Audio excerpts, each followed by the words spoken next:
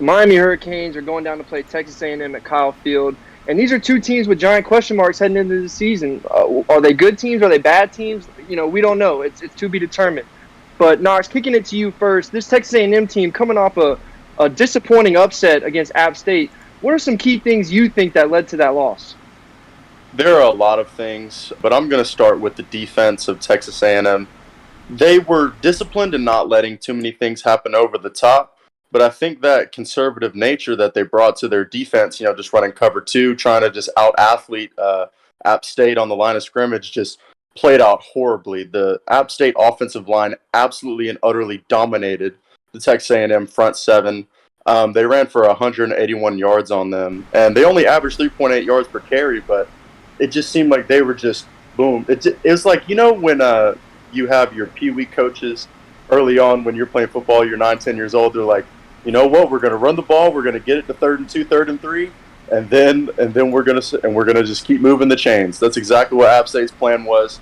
They dominated the line of scrimmage with an offensive line that is honestly pretty good and maybe even better than Miami, so I'll give A&M that in regards to this game. They were nominated for the Joe Moore Award last year.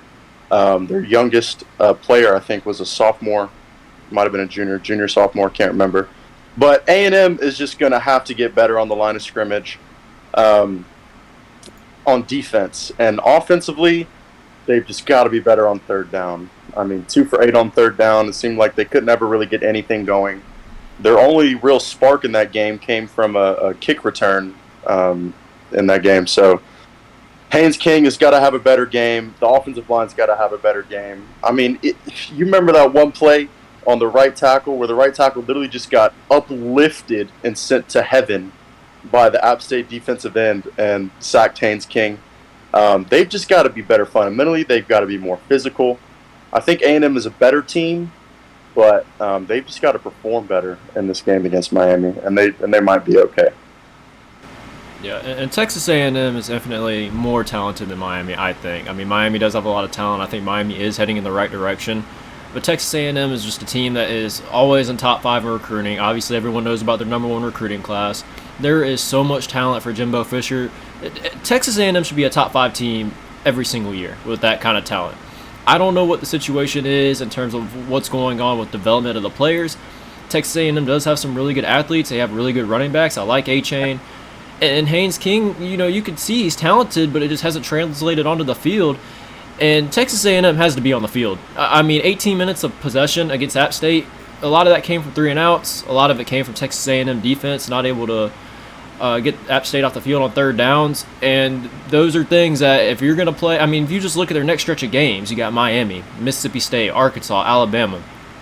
If Texas A&M's offense can't get on the field and get more than 18 minutes of possession, they're going to lose all 4 of those games. Texas A&M could be 1-4, 1-5 about halfway through the season. But moving on to Miami, Aiden, what do you think Miami's going to have to do for them to pull off this win at Kyle Field this Saturday?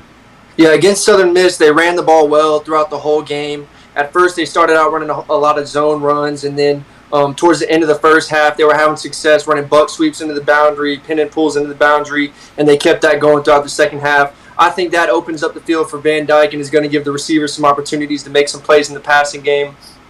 As far as Van Dyke goes, at first glance, I didn't think he played too well, and then I rewatched the film, and he did play better than I thought, but my biggest vice with him is whenever he stares down his receivers, a lot of times that ends up in interceptions. One of the interceptions got called, it was a free play. I don't even know if he knew it was a free play or not. In both cases, he was staring down his receivers, and that's going to work sometimes whenever you're in man and, you're throwing comebacks or hitches, quick breaking routes. Whenever you're playing against a team as talented as Texas A&M, you can run into some fits with that. Also, I thought that Miami on offense did a great job converting on third downs. They kept the chains moving, stayed in front of the sticks. So they need to continue to do that going into this game. As far as Miami's defense goes, I thought they did a great job of mixing zone as well as man on third down, showing Southern Miss offense a bunch of different looks. They did a good job of getting off the field on third down. The number one thing I saw watching this Miami defense, I love their pursuit to the football and their speed that they have on defense. They have a bunch of physical DBs. Their safeties are big, hard-hitting safeties that come down and fill the run. So that's another thing that I'm really impressed with, and that I think they're going to have an advantage over Texas A&M. They're a more physical defense, And I don't know how Texas A&M is going to react with this shaky start to the season. We've seen teams with talent. We saw it with Florida last year, a team with infinite better talent than teams that they were losing to. They just didn't have trust in their head coach, and they didn't have the discipline to execute on Saturdays. And that's my main problem with Texas. Are they going to give up on themselves? Do they still believe in their coach? And are they going to be able to finish out this season? But from what I've seen from this Miami offense and defense, this is going to be a tough game for A&M at home. Yeah, absolutely. It's going to be a tough game at home, especially after that emotional heartbreak loss to App State last week. But I was looking at some interviews from Jimbo Fisher and Haynes King, a few of these guys. It seems like they're ready to bounce back this week. Also, it cannot be denied the difference between Kyle Field at noon and the difference between Kyle Field at 9 p.m. It's going to be rocking in there. Jimbo Fisher is going into this game knowing he has to win if he wants to keep his job, or the coaching staff in general, if he wants to recruit at any sort of level in the future, if he does keep his job. Texas A&M absolutely has to win this game. And the spread has come out at 5.5 in favor of A&M at home. I think that spread is a little bit wide, honestly, considering Miami's performance.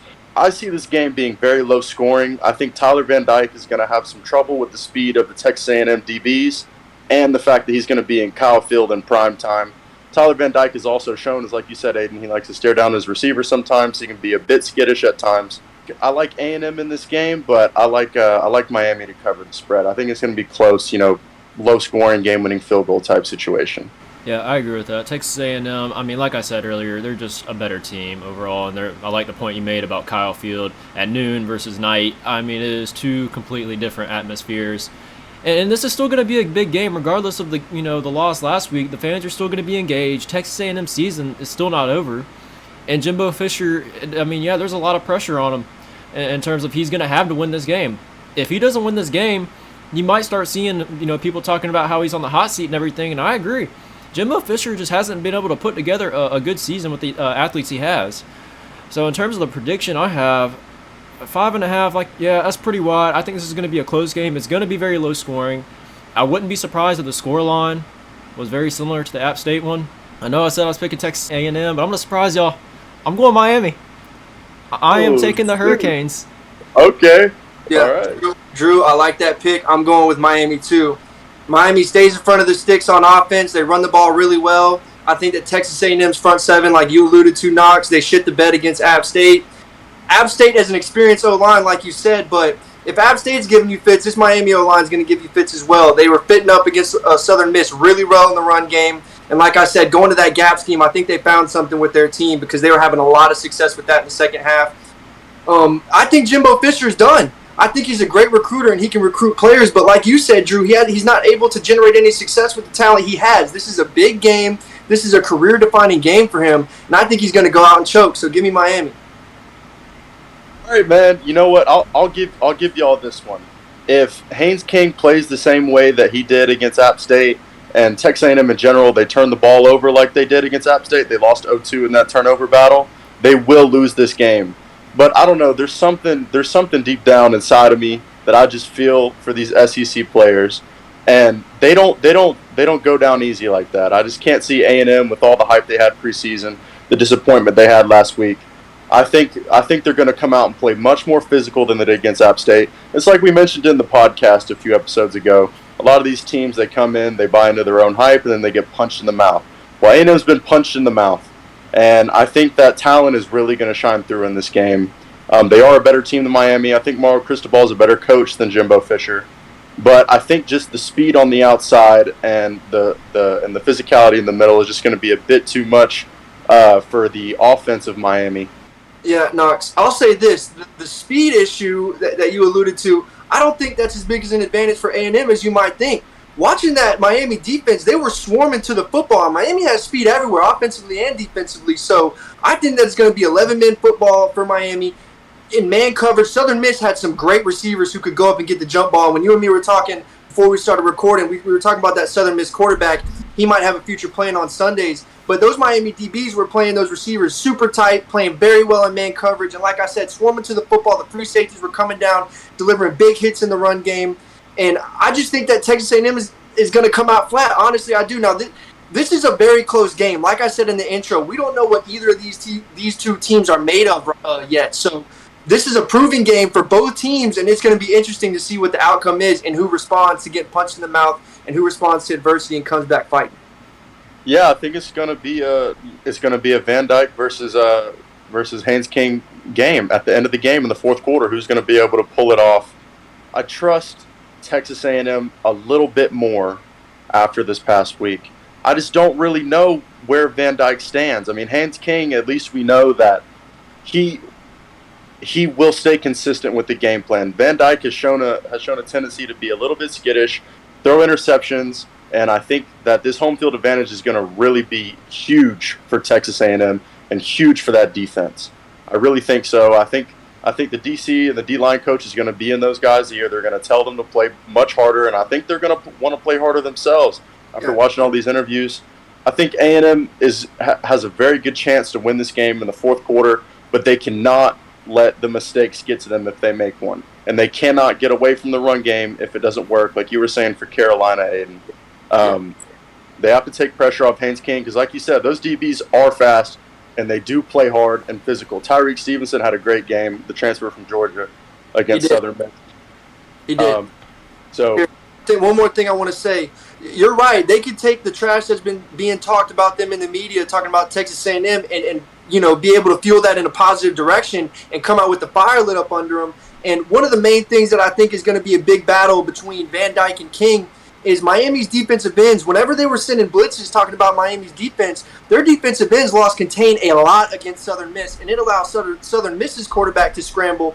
And, we all know whenever you're sending man blitzes, the DB's backs turn to the quarterback. So if you don't have a spy, that quarterback's going for 20+. And King is a more mobile quarterback than the Southern Miss quarterback. So the defensive ends for Miami are going to have to lock in. They're going to have to contain. But if they can not give King too much time to throw, he shows that he can be rattled as well. So it's going to come down to the defensive front versus the O-line and the quarterback battle, like you said. But this is definitely going to be a good and a close game for sure.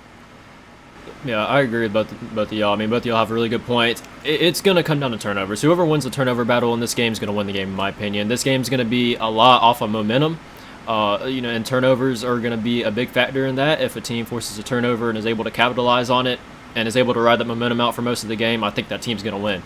It's going to be a low-scoring game. It's going to be a very close game. And I know I picked Miami, but it wouldn't surprise me if Texas A&M won this game at all. But, we can't play both sides here. Obviously, we got to lean one way or the other. I'm really excited to watch this game. And that's pretty much going to wrap it up for this video, guys. I hope you guys enjoyed this video. Let us know down below what you guys think of what's going to happen. What do you think of our picks? Where do you think Texas A&M and Miami are as a team right now? And be sure to check out that podcast. Knox mentioned it earlier. There was a lot of good information in that over last week. And I really suggest that you guys check this out and just listen to it whenever, whatever. Drew's going to put it right here. I will put it right there. He's going to link it right here, right in the spot. But in all seriousness, guys, please check it out. And leave a like, subscribe, share the video, do whatever you feel like doing. But we'll see you guys in the next one. See you.